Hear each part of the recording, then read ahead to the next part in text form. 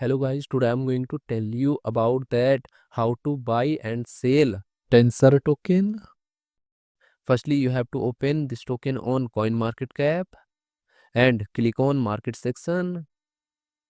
Now here you can buy and sell this token on centralized and decentralized exchanges. If you want to buy this token on centralized exchanges, then click on CEX. Here you can buy and sell this token on different centralized exchanges. Now I will buy and sell this token on this centralized exchanges. Here firstly you need to log in or register your account. Then you can start buying and selling this token. So if you want to buy and sell this token on decentralized exchanges, then click on DEX. Here you can buy and sell this token on different decentralized exchanges. Now I will buy and sell this token on this decentralized exchanges. Then click on this pair.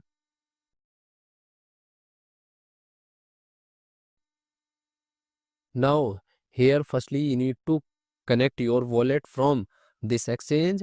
Now click on connect wallet. Here you can connect different type of wallet, or you can also connect your mobile wallet to scan this QR code. After connect wallet, then you need to receive or buy Solana in your wallet, and here you will enter number of Sol coin that you have, and finally you will confirm the transactions.